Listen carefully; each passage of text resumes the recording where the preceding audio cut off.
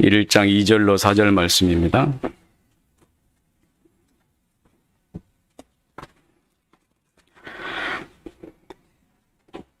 다 같이 합독하시겠습니다. 함께 읽겠습니다. 시작.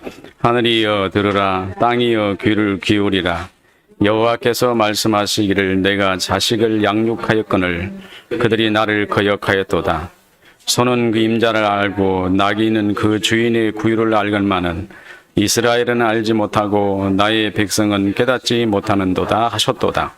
슬프다 범죄한 나라여, 허물진 백성이여, 행악의 종자여, 행위가 부패한 자식이로다.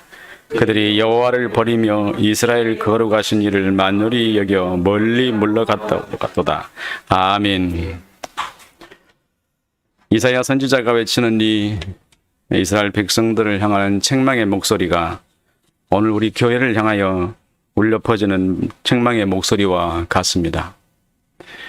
하나님께서 그들을 구원하시기 위해서 율법을 주셨지만은 그들은 그 율법을 자기들 생각대로 해석해서 자기들 마음대로 편리할 대로 조직해서 율법을 갖다가 사람의 계율과 사람의 계명을 만들어서 주님이 오셨을 때 주를 알아보지 못하는 비극적인 사태를 만나고 말았습니다.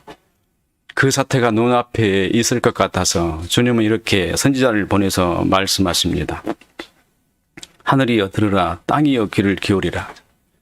여러분들은 이 말을 들을 때 무엇을 생각하실까요? 왜 선지자는 백성들에게 외치지 않고 하늘과 땅에게 이렇게 외칠까요? 들을 사람이 없다는 겁니다. 얼마나 슬픈 일이겠어요. 백성들에게 아무리 말해도 그들은 그 말에 귀를 기울이지 않는다는 것입니다. 저는 수년 동안 이런 경험을 했었습니다. 아무리 바르게 외쳐도 들을 사람이 없었구나. 참 힘든 세월을 이스라엘 백성들, 선지자들은 보내고 있었을 것입니다. 하나님께서 사람을 왜 지으셨을까요? 여러분들은 이 하나님께서 사람을 지으신 것에 대해서 여러분들은 뭐라고 생각하고 계십니까? 성경은 이 질문에 하나님의 영광을 위하여라고 대답합니다. 웨스트민스터 소요리문답 제1문에도 사람의 제일 되는 목적이 무엇이뇨? 라는 질문이 있고 이에 대한 답은 하나님을 영화롭게 하며 그를 영원토록 즐거워하는 것이라고 합니다. 하나님의 영광을 위한다는 말씀은 사람이 없으면 하나님의 영광이 없을까라는 의문을 갖게 됩니다.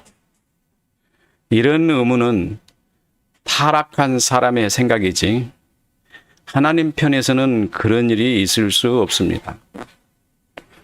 사람이 지음을 받지 않아도 하나님 안에는 얼마든지 충분한 기쁨과 영광이 솟구쳐 오르고 다양한 기쁨의 요소들이 하나님을 가장 적절하고 만족스럽게 합니다. 그래서 사람을 지어서 하나님의 영광을 받으시라고 하는 것은 아니다라는 것입니다. 하나님 안에서 솟구치는 기쁨과 만족은 쉬지 않고 영원히 계속됩니다. 그래서 인간을 만드심으로 인해 그 기쁨 속에 더한 기쁨을 얻으시려고 하나님은 사람을 만드신 목적이 아니었다는 것입니다. 그러므로 하나님 존재를 설명한다는 것은 지금 사람의 타락한 상태에서는 적절하지 않은 것으로 생각을 가질 필요가 있습니다. 다만 하나님께서 타락한 사람에게 적절하게 계시해 주신 그 한계 내에서만 하나님을 이해될 뿐입니다. 타락한 사람의 그 본성이 얼마나 추하냐 하면 하나님의 계시조차도 왜곡되게 해석해 주기 때문에 하나님에 대해서 뿐만 아니라 사람 자신에게 쓸데없는 생각의 결과를 도출합니다. 그래서 사람이 하나님께서 아무리 좋은 계시를 사람에게 주어도 사람의 타락한 정신은 그거를 다 왜곡시켜 버립니다. 여기에서 우리는 사람의 타락에 관하여 이야기해 보려고 합니다. 사실 우리는 이 주제를 아주 지속적으로 말씀을 드려왔기 때문에 지금까지 들었던 내용과 많이 중복된 이야기를 여러분 들으실 겁니다. 그러면서도 저는 여러분에게 이 계시의 비밀을 단 한 번에 확 열어 여러분들에게 다 전달해 드리지 않고 점차적으로 조금씩 열어서 지난번에 이어서 한 발자국 더 오늘 설명을 하려고 합니다. 그래서 반복적으로 들으시면 여러분들은 이 타락에 관한 교리에 대해서 깊이 있게 이해하게 되실 겁니다. 타락이란 영어로 말하면 corruptly라고 그래요. corruptly란 말은 부패라는 뜻인데요. 파괴, 폐기물, 오염, 약탈자, 황폐, 상한, 질식 등으로 구약 성경에 147번이나 사용됐어요. 타락이라는 말을. 좋은 말이 아닙니다. 히브리어 스펠링을 보면요. 쉰, 해, 타우라고 그래서 샤하트라고 그러는데요. 히브리어로. 이 샤하트란 말은 이빨로 생명을 부수다 이런 뜻이에요. 이빨이 쉰이 이빨이에요. 이빨을 쉰이라고 그래요. 그 뒤에 해를 보고 생명이라고 그럽니다. 그리고 마지막에 헤트 테드를 표시 이런 건 인치다 이런 뜻이에요. 그러니까 이빨로 생명을 부수다가 타락이란 말이에요. 히브리어로. 그러니까 이 말을 들으면은 좀 어쩐지 좀 혐오스럽지 않습니까? 사하트라는 단어가 원래 혐오스러워요. 제가 초대 우리 사람들이 상형 문자를 처음 쓸 때 그때를 한번 연상을 한번 해봤어요. 사람들이 파괴라는 말을 써가지고 이 파괴라는 말을 이렇게 딱 내밀면은 사람이 그 글을 받아보고 뭐라고 이해를 할까요?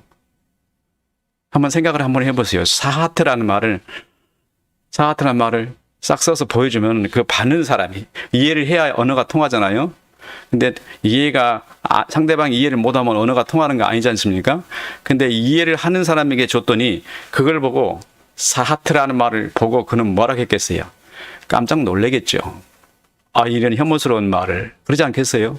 그럼 우리가 상형 문자라는 의미만 가지고 있어도 우리가 이해해도 이 단어가 혐오스러운데 구약성경 147배 사용된 이 부패라는 말이 과연 우리에게 어떤 교훈을 줄까? 사람을 보고 하나님은 타락했다라고 말한다는 말입니다. 그러면 이 타락이라는 말이 상형 문자로 보니까 생명이 부서진 것 이런 뜻이에요. 생명이 없어진 것 이렇게. 부패는 하나님께서 말씀하신 부패는 생명이 없어진 것을 말합니다. 그러므로 사람이 타락한다는 것은 하나님의 뜻과 반대되는 것입니다.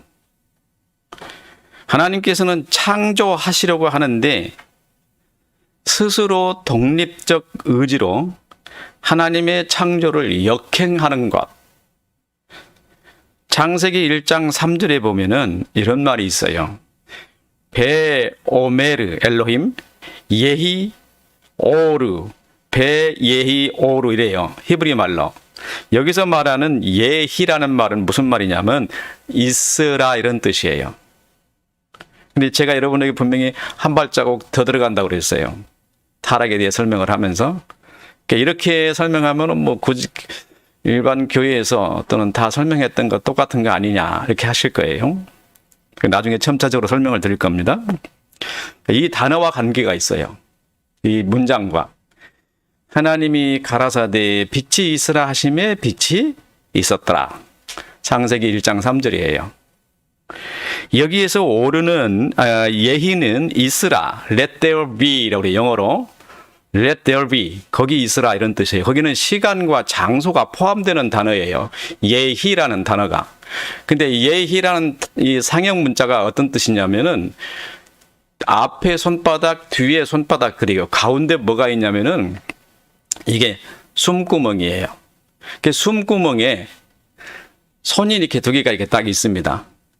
그러니까 이게 이걸 보고 뭘 말하냐면 뭔가 드러나 있다 이런 뜻이에요. 구멍 안에 뭔가 드러나 있다 이런 뜻이에요. 상형 문자로. 그래서 있으라라는 말은 하나님께서 명령어인데요. 이 예희라는 단어를 있으라고 표현을 한 겁니다. 그러면 있으라 했으면 있어야 되잖아요. 그잖아요? 이게 핵심이에요. 있으라 그러면은 있어야 돼요. 존재해야 돼요. 그런데 타락한 사람은 앞에 타락을 보고 뭐라고 그랬어요? 사하트라고 했는데 생명이 부서지다, 존재하지 않으려고 하다 이런 뜻이에요. 히브리어를 보면은 금방 그 의미가 보입니다. 하나님이 있으라고 했는데 사람은 있지 않으려고 하는 거예요. 존재하지 않으려고 그래요. 그래서 제가 여러분에게 죄를 설명했는데 죄의 본질이 뭐냐? 그러면 죄는 무를 향하여 돌아가려는 성향을 가진 거짓이에요. 무를 향하여 돌아가려는 성향. 어떤 성향은 무엇을 하려는, 나아가려는 성품 보고 성향이라 그래요. 성향인데, 그 무엇이 그런 성향을 드러내느냐, 왜곡된 거짓이, 이런 얘기를, 무로 돌아가려고 하는 거예요. 여러분 말씀이 좀 어려울 것 같지만은 사실 이게 굉장히 쉬운 말이에요. 근데 여러분이 안 들었기 때문에, 기존 교회에서 안 들어온 말이기 때문에 제가 드린 말이 좀 어려워 느끼실 겁니다. 무로 돌아가려는 성향이 죄다. 근데 그거는 거짓이다. 그거는 왜곡이다. 이게 창세기 2장 3절에서 타락을 이렇게 이해하지 않으면 바르게 이해하는 것이 아닙니다. 명확하게 알으셔야 돼요. 근데 1장 3절에 보니까 하나님이 거기에 있으라 그랬어요. 시 공간이 포함되는 이 단어에 거기 있으라. Let there be 이렇게 있어요. Let there be. 그러면은 이 거기 있으라고 한 것은 명령문입니다. 그럼 잘 들어보셔야 돼요. 본문 성경을 읽으면서 여러분들은 쉽게 이해가 잘 안 돼요. 그냥 읽고 지나가요. 하나님이 빛이 있으라 그러니까 있었고 이렇게 이해를 해버리신단 말이에요. 근데 여러분이 1장 3절에 읽으면서 여러 가지를 생각을 많이 해야 됩니다. 성경의 깊은 의미까지 사고를 해야 돼요. 자, 거기 있으라 하니까 거기 있는 겁니다. 우리나라 말은 그냥 있으라만 되어 있는데 영어 이 단어의 의미는 거기 있으라 이런 거예요. 그래서 장소와 시간이 포함되어 있다는 겁니다. 이때 한번 생각해 보세요. 하나님이 있으라 그러면은 아무데나 있으면 되겠어요? 안 되잖아요. 거기 있어야지. 그래서 장소와 시간이 포함된 단어다. 예희라는 말은. 그래서 이게 숨구멍이라는 의미가 있고 거기에 손이 이렇게 있다는 의미가 있는 겁니다. 그냥 단어를 만들어진 게 아니에요. 자, 그럼 여기서는 이것만 있으면은 그다지 뭐 깊은 거 아니겠잖아요. 그럼 명령이라고 하면은 잘 들으셔야 돼요. 여기 말이 중요해요. 명령하면은 그 말을 받을 대상이 있어야 되잖아요. 명령을 했으니까. 그러니까 아무데나 아무것도 없는데 너 있어 그러면 되겠어요? 뭔가 존재에게 말을 하셔야 되잖아요. 그 여기서 하나님이 뭘 있으라고 그랬어요? 하나님이 있으라고 한 게 뭐죠? 창세기 1장 3절에 빛에게 중요한 거예요. 빛에게 있으라 그랬어요. 빛은 명사입니다. 라이트 그잖아요. 오르인데 그 오르에게 있으라 그랬어요. 그러면 하나님이 명령을 누구한테 했죠? 빛에게 했잖아요. 그럼 한번 물어보겠습니다. 우리는 하나님이 천지를 무에서 창조하셨다고 이렇게 늘 얘기를 합니다. 그건 사실이에요. 그건 진리입니다. 하나님은 천지를 무에게서 창조하셨어요. 그럼 하나님이 무를 향하여 빛이 있으라 그러면 되겠어요? 안 되잖아요. 뭐가 있어야 되잖아요. 명령문이니까. 그 대상이 있어야 돼요. 그게 빛이었던 겁니다. 그러면 그 빛이 그때 하나님이 만드시기 전에 빛이 있었을까? 이런 얘기를 한단 말이에요. 빛이 있었으니까 그 빛이 드러나라 이렇게 하나님 하시지 않았을까? 여기에 신학적 연구와 해석이 필요한 겁니다. 그러면은 하나님의 세계에는 실제 물건은 없지만 무엇이 있느냐면 지식이 있습니다. 아주 굉장한 얘기인데 감동하는 사람이 하나도 없어. 하나님의 세계에는 실제 물건은 없는데 뭐가 있다고 그러세요? 지식이 있어요. 여러분들은 이것과 하나님의 형상을 연계해서 사고하고 생각할 줄 알아야 돼요. 이게 기독교인의 가장 기본적인 창조 원리인데요. 대부분 너무 모르고 있었어요, 우리가. 그래서 제가 오래전에 이거를 말씀을 드리면은 아마 지금 이해하기 어려운 수준이다 하고 제가 타락에 관한 얘기를 오랫동안 얘기를 많이 했습니다. 그러면서 죽음에 관한 얘기도 했고. 그래서 오늘 이제 거의 막바지에 이르러서 여러분에게 이 말씀을 드리는 거예요. 하나님의 세계 안에는 뭐가 있다고 그랬어요? 지식이 있어요. 지식이. 실제 물건은 없지만은 지식이 있어요. 근데 하나님은 그 지식에게 명령하면은 그 지식이 현실로 드러나는 겁니다. 이렇게. 드러내는 거예요. 쫙 나오는 겁니다. 그러면 하나님의 세계에는 꽃이 있어요. 그렇잖아요? 근데 그 꽃이 실제로 있는 게 아니고 뭘로 있어요? 지식으로 있어요. 그래서 꽃하고 나오너라 했더니 그 지식이 꽃이 돼서 나오는 겁니다. 무슨 말인지 이해가 되겠죠? 만약에 없는데 하나님이 명령하면 그 이상한 거예요. 하나님이 이상한 분이에요. 하나님이 이상해요. 지금까지 교회 안에서 저도 안 들었지만 이런 거를 제가 느꼈을 때는요, 너무 감동을 했어요. 아, 하나님은 지식의 하나님이시라는 말이 여기서 말하는 거구나. 너무 엄청난 은혜였습니다. 없는 거를 하나님은 부르실 수 없어요. 정확하게. 있으니까 부른데 그건 지식이었다는 거예요. 실제 물건은 아니었다는 겁니다. 근데 무 상태에서 있게 하시는 분은 하나님이요. 빛이 있으라 그랬어요.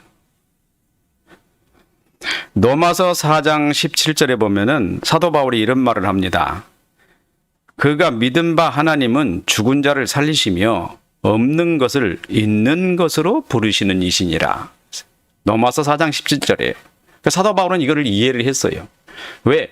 삼천층 하늘나라까지 봤기 때문에 바울의 사고가 얼마나 광활한지 우리가 그 세계를 이게 유형하기가 매우 어려워요. 그래서 한동안 제가 로마서 강해를 바울의 세계를 유형한다고 했다가 중단하고 있어요. 너무 광활하고 넓어서 그 세계를 그 영혼 속을 헤매고 다니니까요. 끝이 안 보이는 세계예요. 바울의 세계는. 그래서 하다가 지금 중단하고 있어요. 3장까지 갔다가 3장 18절 갔다가 아, 이분은 참 내가 인간이 도저히 이해하지 못하는 세계를 지금 걷는 분이다 그러고 중단하고 있어요. 그분이 하는 말이에요. 없는 것을 있는 것으로 부르시는 이시니라. 그죠? 없어요. 없는데 실제로는 하나님에게는 지식으로 모든 것이 다 존재했던 겁니다. 그래서 예전에 여러분 처음 왔을 때 여러분 말씀드렸죠. 지식은 존재하나 존재하지 않는 것 같다. 그죠?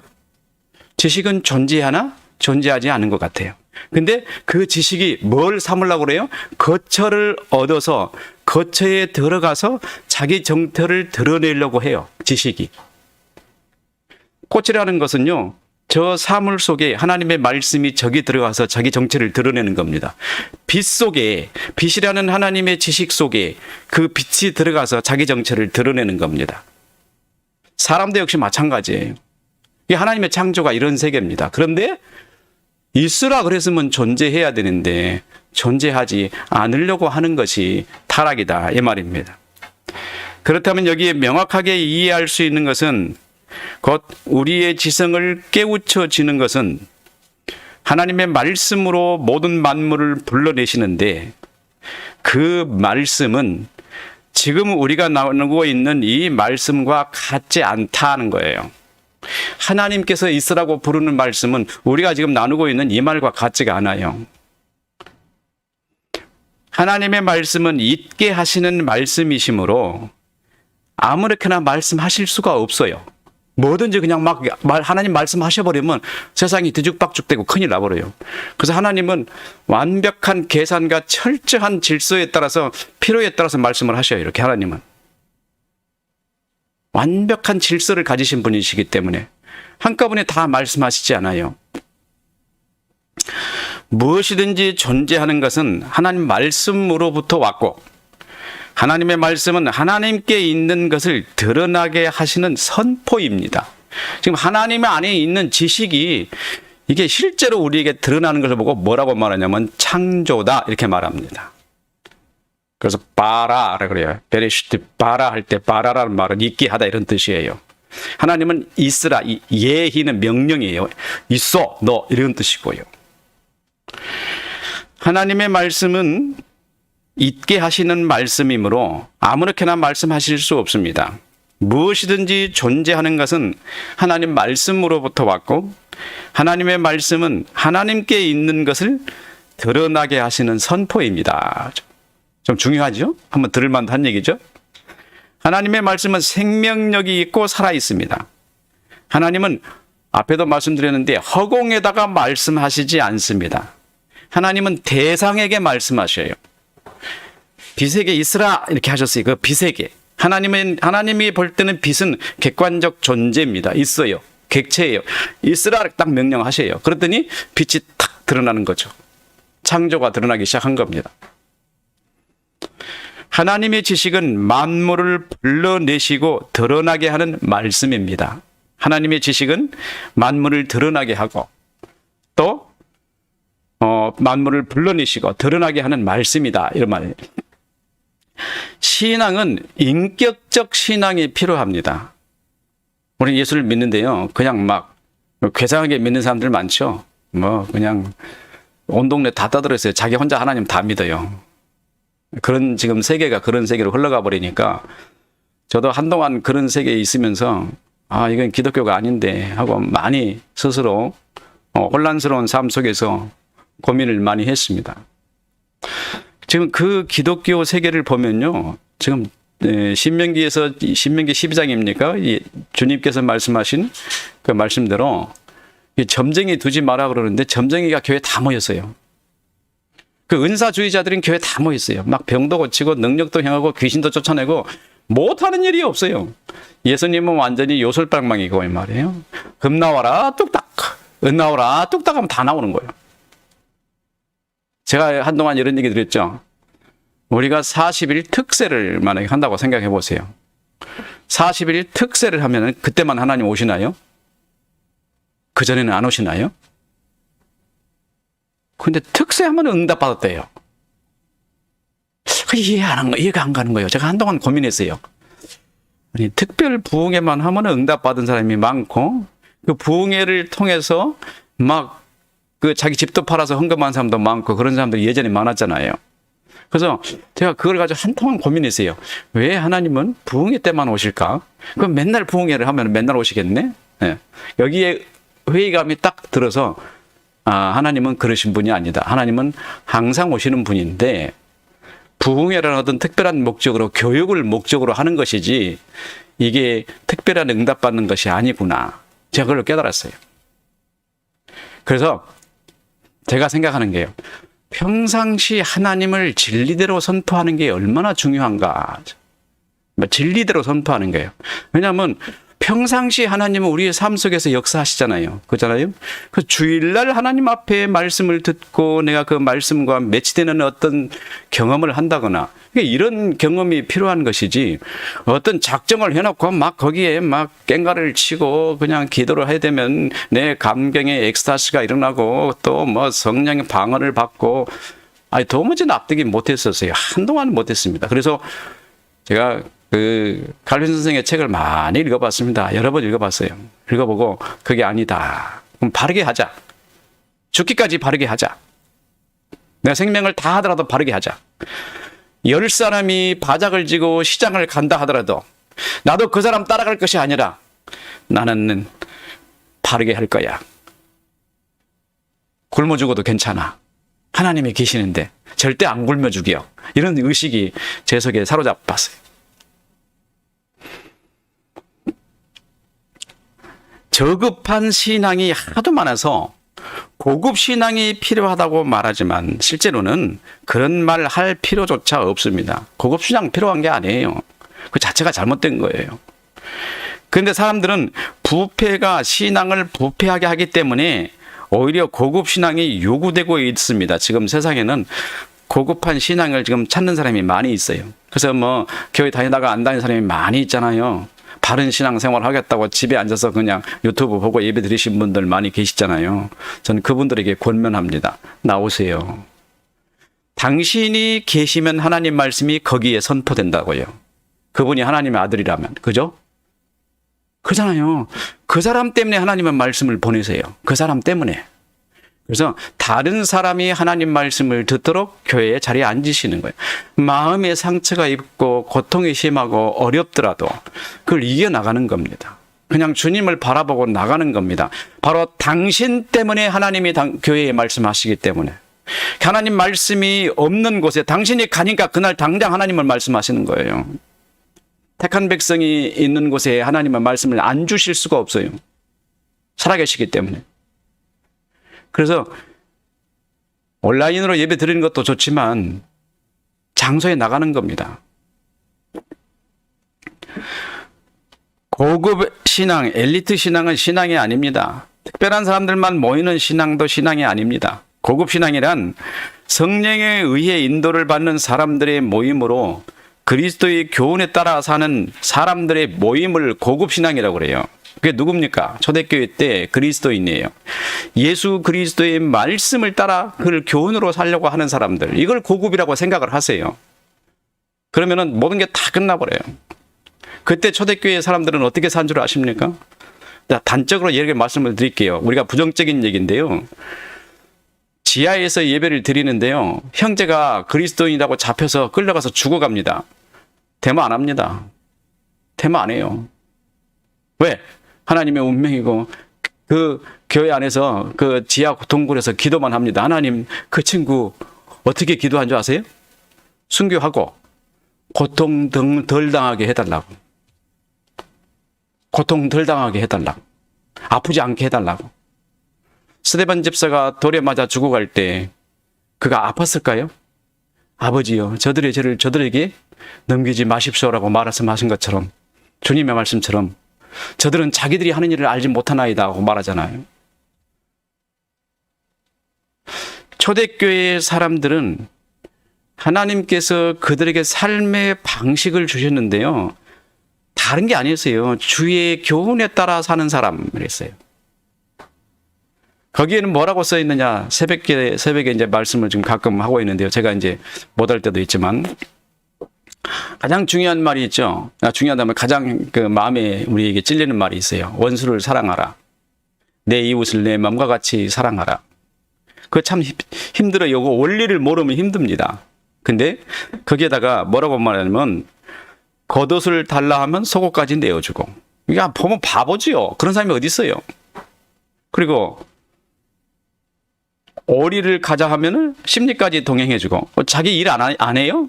요즘같이 바쁜데 오리 가자고 했더니 같이 동행해주고 보니까 이 사람이 집을 못 찾네. 심리 더 동행해주는 사람은 어디 있어요? 그런 사람 어디 있냐고. 그리고 이런 삶을 사는 게 초대교회의 그리스도인이었어요. 즉 다시 말하면 이타적 삶을 사는 사람, 그리스도의 향기를 드러내는 사람들이에요. 초대교회 사람들이에요. 이런 사람들이 고급 신앙인데요. 요즘 고급 신앙은 다릅니다. 자기들만의 특별한 모임을 갖고 자기들만의 어떤 스페셜한 어떤 교리와 신앙이 있는 것처럼 생각하는 사람들이 너무 많단 말이에요. 지금 너무 많아요. 유튜브 보면 참 기도 안 찬 얘기들을 많이 해요. 우울증 환자 기독교를 믿는 사람이 뭐라고 말하냐면 첫 페이지를 딱 보고 깜짝 놀랐어요. 아니, 이 사람이 교회가 복음이 없어서 전할 복음이 없대요, 세상에. 근데 뭘 말하는가 보니까 우울증 환자 얘기를 하고 있어요. 나르시즘인가요? 그 사람이? 이 이야기 어렵죠. 머지않아 여러분들은 그리스도의 교훈에 따라가는 사람들이라는 초대교회 사람들의 삶의 이야기를 들으실 기회가 있을 겁니다. 저는 지금 그 자료를 모으고 있습니다. 여러분에게 알려드리기 위해서 여기저기 많이 뒤지고 찾고 있습니다. 그러면 앞에서 언급한 대로 사람의 타락에 관하여 살펴보도록 하겠습니다. 사람의 타락은 창세기 2장 3장에서 자세하게 설명된 내용입니다. 여러분에게 설명을 많이 드렸어요.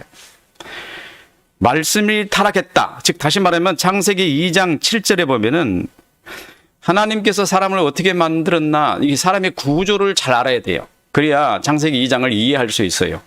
구조를 모르면 이해를 못합니다. 앞에서 말씀을 드린 것과 참고를 많이 해야 됩니다. 하나님이 창세기 2장 7절에 사람을 이렇게 만듭니다. 먼저 흙으로 사람을 빚어요. 흙은 요소라는 걸 있어요. 바르라고 그랬는데요. 흙 속에 들어있는 어떤 요소를 가지고 사람의 형체를 만듭니다. 만들어 놓고 그 코에다가 생기를 후 불어넣으셨어요. 여기에 두 가지 요소가 들어있죠. 첫째, 흙. 그 다음에 생기. 사람은 두 개의 요소가 있다는 거예요. 흙은 흙대로 인격체예요. 영은 영대로, 숨은 숨대로 인격체입니다. 두 개의 인격체예요. 근데 잘 들으셔야 돼요. 인간의 구조입니다. 흙에 지정의는 있는데요. 의라고 말하지는 않아요. 흙에. 지하고 정, 지성과 감정이 있습니다. 흙에도. 근데 의가 있으면은 이게 제 역할을 못하는 의예요.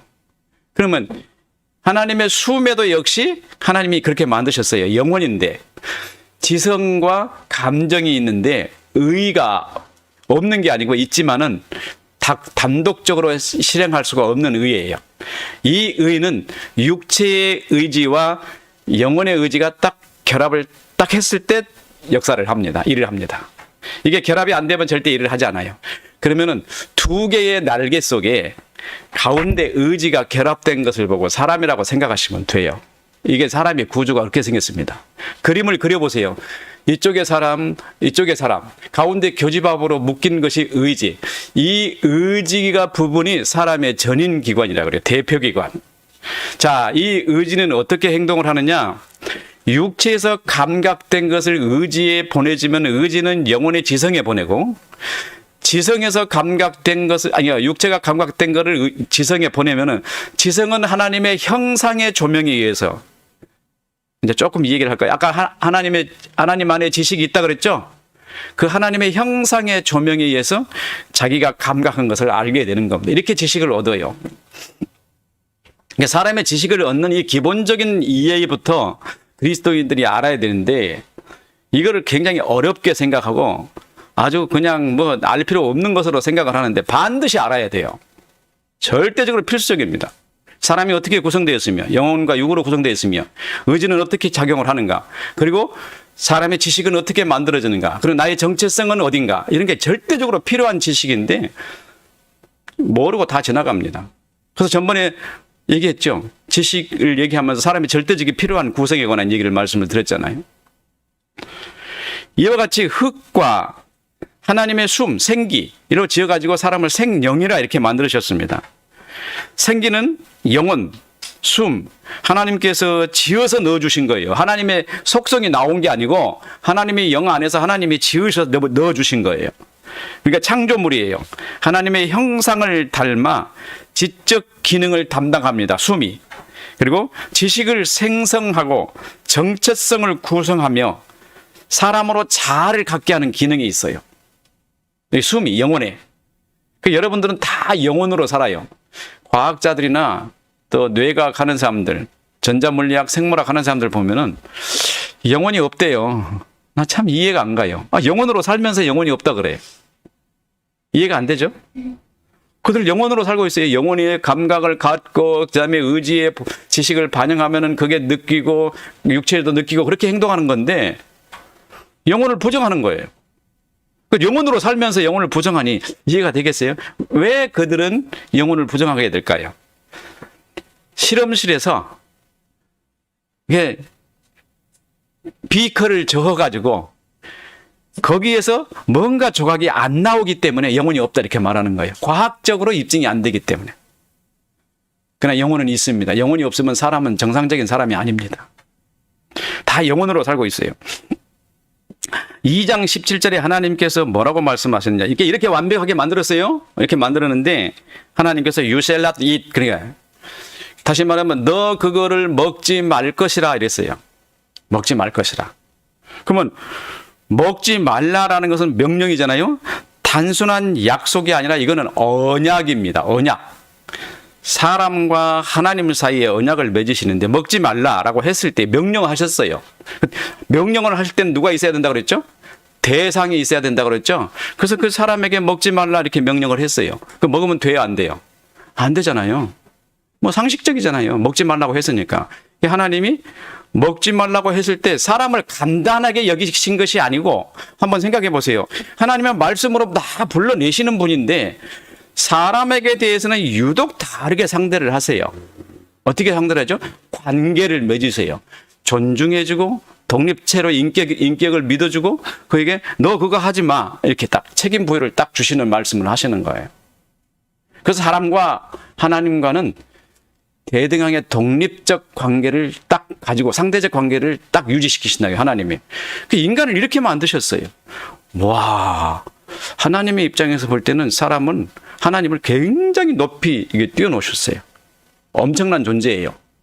당신과 교제를 할 수 있는 상대적 존재입니다. 그 대신 그에게 독립적으로 행동한 모든 행위를 다 인정해 주되 그 대신 한 가지 딱 뭘 했죠? 브레이크를 딱 채워놨어요. 이 선은 넘지 마 이런 뜻이에요. 다 해도 좋아. 근데 이 선은 넘으면 안 돼.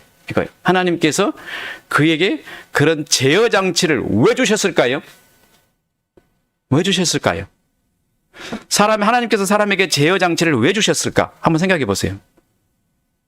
사람의 능력이 너무나 엄청나기 때문에요. 그럼 무엇으로 엄청날까요? 무엇으로? 이 영혼에 지식을 생성할 능력을 갖고 있어요. 지식 생성의 능력을 가진다는 말이에요. 이게 무지무지하게 무서운 거예요. 여러분 보십시오. 여러분 뭐 지금 잘 안다면은 셀폰 이거 뭐 누구의 그 네덜란드의 무슨 정신 나간 사람의 작품이지만 이 작품이 말이에요. 지금 어디서 나온 거죠? 머리에서 나온 거예요. 머리에서. 지식을 생성해 가지고 바벨 탑을 하나님이 만드시는 걸 보고 하나님이 뭐라고 했냐면 이 백성들이 이리 두면 안 되겠다. 감당을 못 하겠다. 하나님이 그러셨어요. 사람이 너무나 능력이 크니까. 엄청나게 큰 거예요. 그러니까 하나님은 이미 다 아셨죠. 인간의 그런 엄청난 자유와 엄청난 능력을 주셨는데 그것들이 이 선을 넘으면 돼요? 안 돼요? 안 되잖아요. 그래서 거기다가 제어 장치로 먹지 말라 하시는 거예요. 한계예요. 먹지 말라. 근데 어땠어요? 먹어버리잖아요. 이거는 단순한 약속이 아니라 독립적 주체에 대한 행위의 제한이다. 그리고 하나님께서는 하나님의 형상에 그것을 넣어주지 않았어요. 또 이제 새로운 이야기 또 나옵니다. 앞에 새로운 얘기 뭐죠? 대상에게 빛이 있으라는 대상에게 명령하셨었고 그 빛은 지식이었다는 얘기 했잖아요. 여러분 전혀 못 들은 얘기 또 하는 거예요, 제가. 보세요. 이단 아닙니다. 착각하지 마세요. 이단이라 할까봐. 하나님께서는 그 형상에게, 형상이 있잖아요. 형상의 지식체인데 그 형상에게 그 제어 장치를 쏙 집어넣어 버리면은 안 먹을 거 아니에요. 형상이 항상 조명해 주니까. 무슨 말인지 몰라요?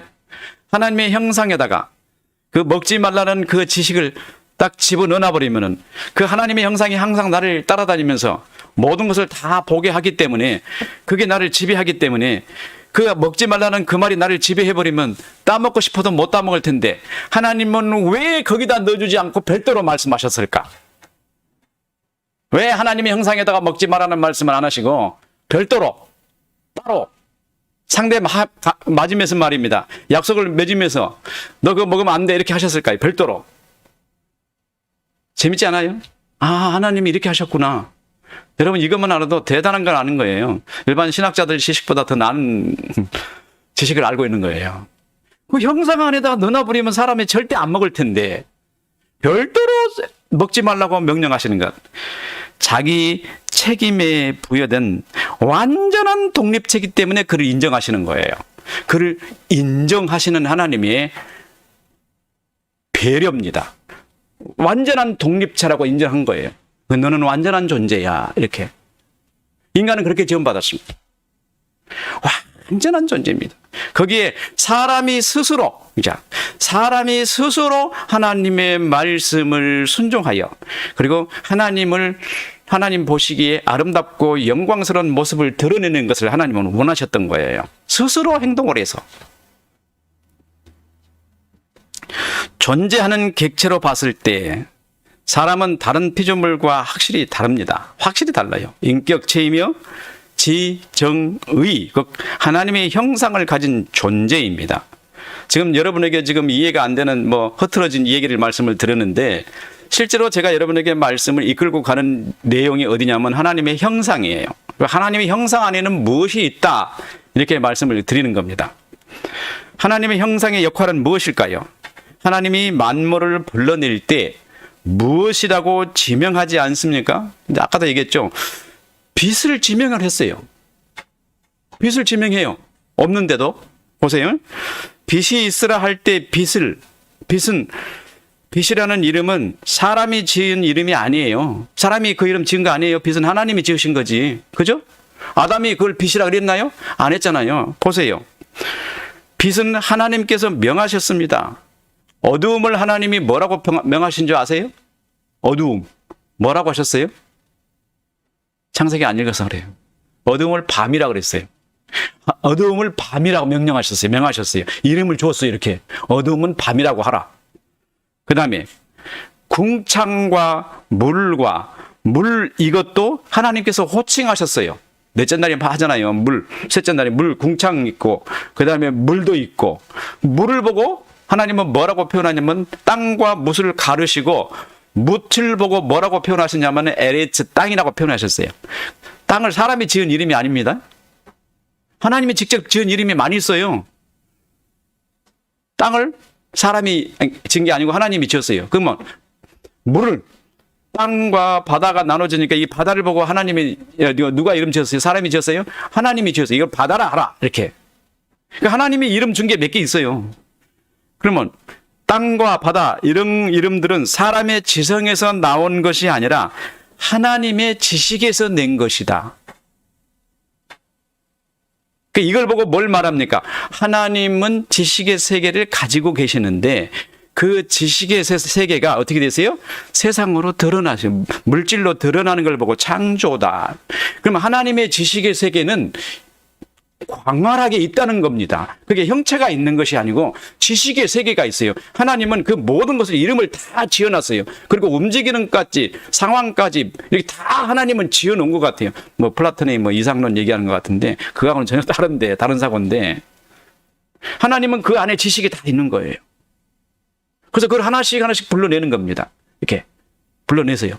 그러면은 그 안에 지식이 모든 걸 다 있는 이 지식 보따리가 뭐냐 하면은 하나님의 형상이에요. 지식 보따리가 하나님의 형상. 보세요. 지난번에도 여러분에게 말씀을 드렸는데 내가 여기 선인장을 봤습니다. 봤는데 선인장이라는 이름을 내가 몰라 처음 봤어요.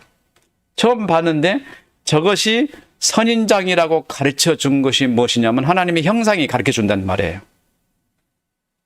하나님의 형상이. 그러니까 하나님의 형상 안에는 모든 지식 덩어리가 다 들어있다라는 거예요.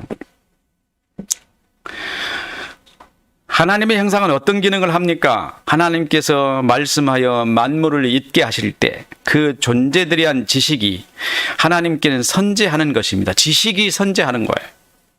하나님께서 사용하시는 대명사 너라는 말은 그것에 대한 모든 지식이 함의되어 있듯이 하나님의 형상은 이와 같이 사람에게 지식을 넣어주는 일을 합니다. 그래서 아담이 타락하기 이전에 세상을 보고 세상의 모든 것들을 다 이름을 하나씩 지어요. 짐승들을 불러다 놓고 아담이 어떻게 이름을 짓나 보자 했더니 아담이 그 이름을 다 짓습니다. 어디서 그 이름을 짓도록 해줬을까요? 하나님의 형상에 조명을 해주는 거예요. 짐승이 지나가는 것마다 그 형상의 이름을 다 누구에게 있었던 이름이죠? 하나님께 있었던 이름이 하나님의 형상의 보따리 안에 들어있어 그것이 아담에게 조명해 주니까 그것이 이름이 다 되는 거예요. 하나님의 형상 안에는 뭐가 들었다고요? 사람이 살 필요에 따라 살 수 있는 모든 지식이 하나님의 형상 안에 다 들어있던 거예요. 지난번에도 말씀드렸죠. 지식은 존재하나 존재하지 않은 것 같아. 지식이 거처를 얻지 못하면 자기 정체를 드러낼 수 없다고 말씀드린 것을 여러분 생각할 것입니다. 하나님께서는 사람을 다른 사람과 소통이 가능한 존재로 지었어요. 다른 사람과 소통이 가능해요. 이야기하려. 그러면 다른 사람과 소통하려면 뭐가 필요하죠? 지식이 있어야 돼요. 지식. 이게 너무 중요합니다. 하나님과도 소통이 가능한 존재로 지으셨습니다. 최초 사람 아담과 소통하셨고 가인에게도 노아에게도 아브라함에게도 하나님은 소통하셨습니다. 무엇으로? 지식으로. 그러면 사람이 하나님과 소통하려면 하나님이 가지신 지식과 자기가 가진 지식이 같아야 돼요. 틀리면 안 됩니다. 하나님과 소통을 하려면 하나님의 지식과 내 지식이 같아야 되는 거예요. 그래서 하나님은 하나님의 형상을 주셨고 그 형상으로 사람이 지식을 가질 수 있도록 하셨습니다.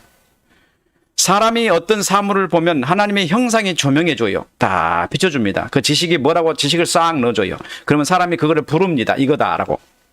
사람이 짓는 거 아니에요. 아직까지 사람이 이름 지은 거 하나도 없을 겁니다. 다 하나님의 형상이 조명해줬죠. 최근에 이름을 모르니까 어떻게 새로운 물질이 나타나면 이름을 모르니까 어떻게 하죠? 사람 이름을 갖다 붙여놨어요. 그것도 이름이 있을 거라고 하나님께는. 그죠? 근데 사람은 그걸 모르니까 사람 이름을 갖다 붙여놓은 거예요.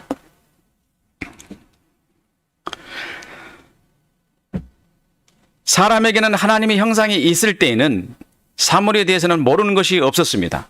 그러나 지식이 선재해서가 아니라 사람이 오감을 통해서 감각으로 경험하면 하나님의 형상이 그것을 조명하여 사람 지성에 새겨줍니다. 그러면 사람의 지성에 있는 자기 지식으로 인식하는 겁니다. 인식해요. 감각을 갖는 거예요. 여기에 단순히 사물과의 관계를 말하는 것이 아니라 사람의 삶의 환경 또는 상황 이런 것까지 다 하나님께서 역사하시는 거예요. 예레미야 17장 7절에 보면은 무릇 여호와를 의지하며 여호와를 의뢰하는 그 사람은 복을 받을 것이라. 여호와를 의지하며 여호와를 의뢰하는 사람은 복을 받을 것이라. 이게 무슨 말일까요? 하나님으로부터의 모든 도움을 다 받는 사람 이런 뜻이에요. 하나님의 형상의 도움을 받는 사람. 근데 사람을 타락하고 났어요. 타락하고 말았어요. 타락했더니 뭐가 사라져 버렸죠? 하나님 형상이 사라져 버렸잖아요. 하나님의 형상이 사라져 버리니까 내가 눈으로 본 것을 하나님의 형상이 조명을 해줘요, 안 해줘요? 안 해주잖아요. 그래서 어떻게 합니까? 자기가 지식을 만들어내죠. 자기가 지식을 만들어낸 그 지식이 거짓이고 왜곡된 지식이라는 거예요. 그 지식이. 하나님 그 지식 가지고 하나님과 소통이 가능하겠습니까? 못하겠습니까? 안 되죠. 하나님은 동쪽 그랬더니 나는 서쪽이에요. 하나님이 나무 그랬더니 나는 바위야. 대화가 될 수가 없어요. 하나님하고. 그래서 하나님의 형상이 사라지고 나니까 하나님과의 대화가 단절돼 버렸습니다. 사람의 삶의 환경에는요, 사람에게는 두려움이 있을 수밖에 없습니다. 하나님의 형상이 조명해 줄 때는 두려움이 없어요. 왜? 다 조명해 주니까 뭐든지. 어떤 환경에 가도 하나님 사람 형상이 조명해 주잖아요. 어떤 짐승을 만났다고 가정합시다. 하나님 형상이 조명해줘. 제가 나를 해롭게 할 것인지 도와줄 것인지 다 이게 조명을 싹 해줘요. 그러니까 그대로 살면 되는 거예요. 하나님의 형상이 조명해 준 대로 살면 되는데 그거를 잃어버렸습니다. 어느 환경에 갔더니 막막한 거예요. 어두움이 내 지성을 확 사로잡았잖아요. 아무것도 모르는 겁니다. 무엇을 지식을 내려고 해도 낼 수가 없어요. 아무것도 생각이 안 나요. 깜깜해버려요. 사람이. 이런 상태를 보고 어두움이라 그래요. 우리가 이런 상태가 되어 있지 않습니까? 사람은 이런 상태가 되어 있어요. 세상을 보고 어두운 상태, 아무것도 모르는 상태. 그래서 사람들이 자기 나름대로 지식을 만들어내가지고 그걸 이름을 짓고 명령을 짓고 이렇게 해나가게 된 거 아니겠습니까? 타락은 뭘 말하겠어요? 여러분의 지성에 들어있는 그 지식들이 타락해버렸어요. 그래서 여러분의 삶의 환경을 어렵게 만들어요. 어떤 문제가 발생하면은 하나님의 형상이 딱 나타나서 다 조명해주면 어떻게 해요? 바르게 해결될 텐데. 그게 조명을 안 한단 말이에요. 문제가 생기는 겁니다. 얼마나 두려워요. 그 삶 속에 빠지면. 그럼 뭐가 지금 타락했나요? 우리 속에 하나님의 형상이 떨어져 나간 거예요. 또 지난번에도 말씀을 드렸는데요. 우리가 지금 하나님의 형상을 지금 잃어버리고 지식을 내 마음대로 생각하는 자기 정체성을 가진 사람이 되어서 타락한 존재로 세상을 살고 있는데 지금 사람들은 뭐라고 말하냐면 아담과 하와가 죄를 지어서 범죄한 것에 그 죄가 전가됐다든가 아마 아담이 대표니까 모든 사람이 죄인이라든가 혹은 아담이 혈육을 통해서 죄가 물려받았다든가 유전적이라든가 어떤 괴상망측한 얘기들로 지금 교회를 혼란스럽게 만들고 있어요. 싸우고 있어요. 그거 가지고 신학교에서. 뭐가 문제됐어요? 왜 사람은 타락했어요? 하나님의 형상을 잃어버렸기 때문에. 저와 여러분은 하나님의 형상을 잃어버렸어요. 잃어버리고 난 다음에 우리가 예수를 만났더니 누가 우리에게 도와주시죠? 성령이 항상 우리에게 오시잖아요. 예수님께서는 하나님의 형상을 잃어버린 사람에게 보혜사 성령을 보내주셔서 우리를 어디로 인도한다고요? 진리 가운데로 인도하게 하시잖아요. 저와 여러분이 지금까지 우리가 알았던 이 신앙세계의 삶 속에서 얼마나 허우적거리며 삽니까? 그건 하나님의 형상을 잃어버렸기 때문이에요. 아담과 하와가 타락한 그 결과가 하나님의 형상, 우리 영혼의 지성이 하나님 말씀과 서로 소통할 수 있는 이 말씀을 잃어버린 결과가 오늘 우리에게 이런 힘들고 어려운 삶을 살게 되는 겁니다. 모든 사람이 지금 허우적거리며 고통 속에 살고 있는 것이 바로 하나님 말씀을 잃어버린 겁니다. 시편 119편 105편에 이런 말이 있습니다. 주의 말씀은 내 발의 등이요 내 길의 빛이니이다. 하나님의 말씀이 내게 있으면 내가 바른 길을 가고 내가 어려운 길을 안 만나고 내 문제가 해결되고 이렇게 해요. 하나님 말씀이 나를 인도하면. 근데 우리가 하나님 말씀에 있지 않기 때문에 우리가 지금 혼란스럽고 어려운 상황에 빠지게 된 겁니다. 타락은 뭘 말하는 거죠? 너무나 쉽지 알고 보니까 하나님의 형상을 잃어버린 것. 우리가 하나님의 형상을 잃어버렸기 때문에 이 타락에서 고통스러운 삶을 살고 있는 겁니다. 여러분에게 계속되는 이 말씀을 통해서 여러분 삶이 이제는 성령의 인도를 통해서 늘 진리 가운데로 인도받기를 바라겠습니다. 기도하겠습니다. 영광을 받으시기에 합당하신 거룩하신 주님, 우리를 진리 가운데로 인도하시고 하나님을 영광스럽게 하는 삶을 살도록 하나님 우리를 늘 함께 해주시고 보호해 주시옵소서. 우리에게 진리의 말씀을 주시옵소서.